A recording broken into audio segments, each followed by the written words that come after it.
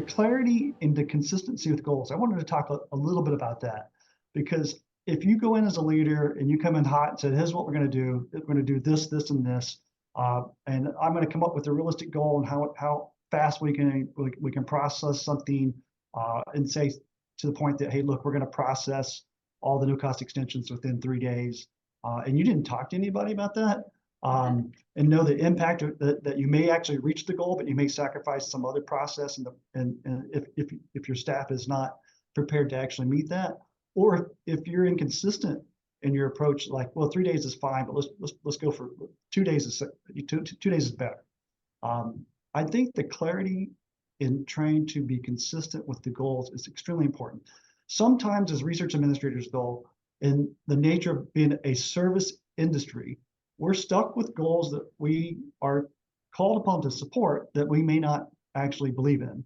That hasn't happened to me very often. I've been very fortunate to work with really good leadership above me, but we do have a colleague that, I'll just say this, that on their campus, that they were driven, is the word I'm going to use, to try to reach the top 25 in terms of research expenditures in the United States.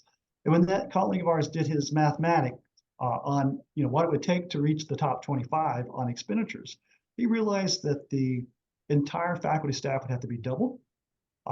The actual research expenditures would have to be doubled. Probably the number of proposals would have to be quadrupled, and the research space itself would have to be at least doubled. Now, he thought to himself, this goal is not really worth much because there's no resources being pumped into the university to actually do that. So in cases like that, as a research administrator, you may look at that and say, there's no control over it. You have a chancellor, you have a president, you have a board that says we're going to do this, this, and this, and then there's no resources behind it. Take the opportunity, though. This is where I'm trying to turn something negative into a positive. Take the opportunity as a leader to sit there and say, okay, let's act like we're going to go that direction. What else do I need in the office to support the drive to 25, right? And then come up with a plan yourself to operationalize that, and then put it in front of them, and with details and numbers and requests for positions. But this is another tool that you can play their cards by saying, hey, look, you want to do this, and I'm serious about it, and we're serious about supporting it. So here's where you should be investing in research administration, as one example. I want to end this slide, though, on one comment. This is a quote from Stephen Kim's book. They go on to say in the book, the soft stuff is the hard stuff. There's no point, quote, there's no point in declaring a goal if there was no action plan and strategy it had to achieve it.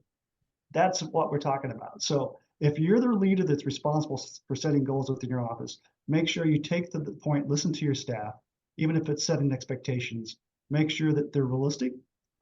They can be reach goals. They shouldn't be easy, but make sure they're realistic and achievable, and that you have resources to actually support the staff to make them happen. So.